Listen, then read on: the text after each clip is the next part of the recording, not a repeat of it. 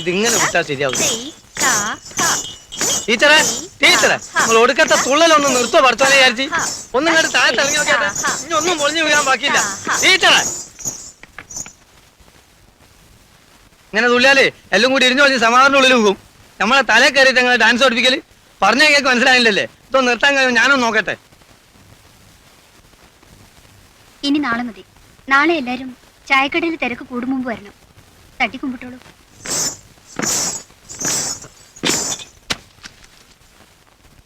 പണ്ടാണോ പാച്ചി കാല് പൂസ് വെച്ചോട്ടെ. എങ്ങനെയെങ്കിലും ജീവിച്ചോടാ പോക്കറെ. വെറുതെ സ്ത്രീ ശാപം വാങ്ങണ്ട. ശാപോ? അങ്ങനെ ശപിക്കാൻ മാത്രം ശക്തിയുള്ള ഒരു ഒറ്റ പെണ്ണ് ദുനിയാവിലില്ല. ഇതേ നമ്മൾ ഔറാനാജിന്റെ വാപ്പ അസിലാജിക്ക് അയാളെയും പാപ്പ ഒന്നാം പിറന്നാൾ സമ്മാനമായിട്ട് കൊടുത്ത ബിൽഡിംഗ് ആണിത്. ഇത് കണ്ണിൽ കണ്ട ടീച്ചർമാരെ ഒരു ചവിട്ടിക്കുത്തി കളിച്ചാലേ എല്ലാ ആദ്യന്മാരും ഇടിഞ്ഞു പൊളിഞ്ഞ് താഴെ പോകും. നമ്മൾ അതിന്റെ അടിക്കട ചപ്പലായി പോകും. ഭാസ്കര ഓള് വാ, പേടിക്കാണ്ട് വാ.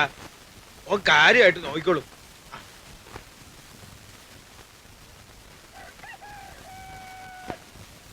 ഓളുടെ ഉമ്മാന്റെ ഉമ്മാനെ നമ്മുടെ വാപ്പ അസലി രാജിക്ക് വലിയുപ്പ പെരുന്നാളിന് കൊടുത്താണ്.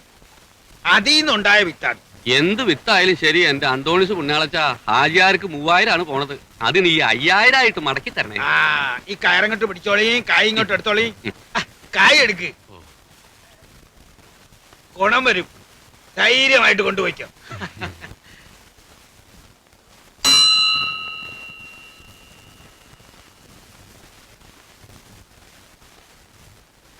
ഹാജിയാരെ ഞമ്മള് കണ്ടു. എന്ത് കണ്ട്? ഹാജിയാരുടെ പുതിയ ബീവി അവിടുന്ന് എത്തി നോക്കണത് ഇപ്പൊ നമ്മള് കണ്ടു. ആ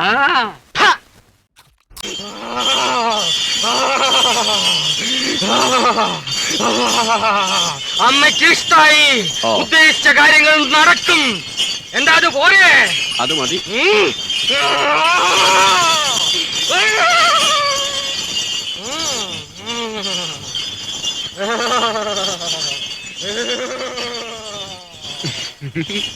ദേവയാനി ചേച്ചി എവിടേക്കാ?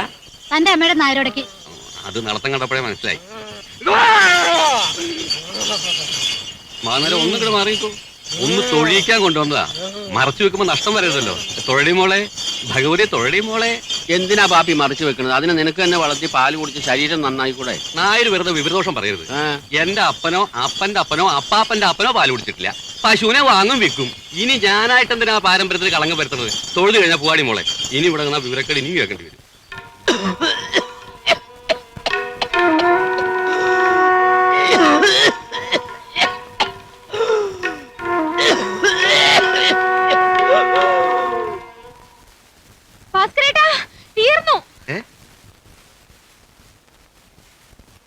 തീർന്നു.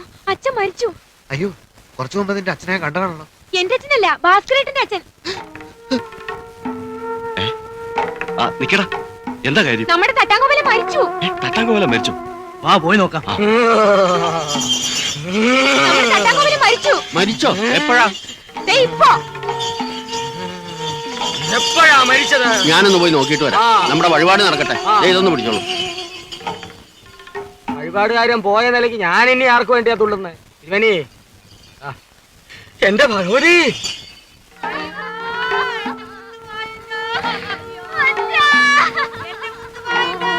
എന്താ എന്താ സംഗതി? നമ്മുടെ തട്ടാങ്കോവലം മരിച്ചു.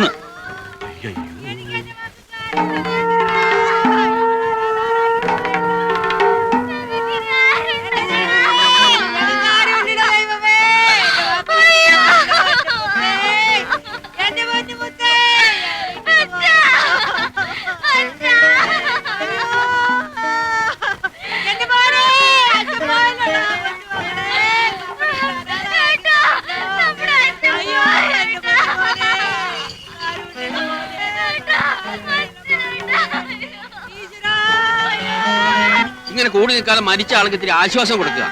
ഇത്തിരി ശുദ്ധമായി കിട്ടിക്കോട്ടെ കേട്ടോ പണിക്കരെ. നിലത്തിറക്കി കിടക്കണം. കട്ടിൽ മധ്യ നേരം കിടത്താൻ പറ്റില്ല.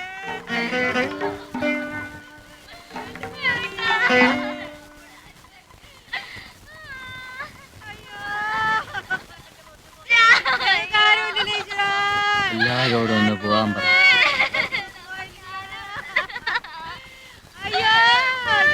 ഒന്ന് നിർത്തുന്നുണ്ടോ?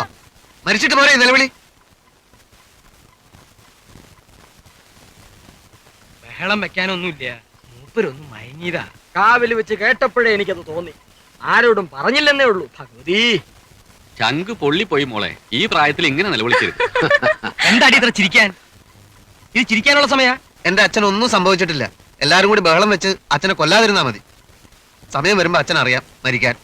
പോട്ടെ ഭാസ്കര, പോയെന്ന് വിചാരിച്ച ആളല്ലേ തിരിച്ചു വന്നിരിക്കുന്നത്. നല്ല യോഗ. വല്ലാത്തൊരു യോഗ. ഇങ്ങനെ എല്ലാരും കൂടി ഓടി വന്നാൽ ആ വരവ് കണ്ടിട്ട് തന്നെ ആള് തീരും. ഒന്നങ്ങോട്ട് മാറുക.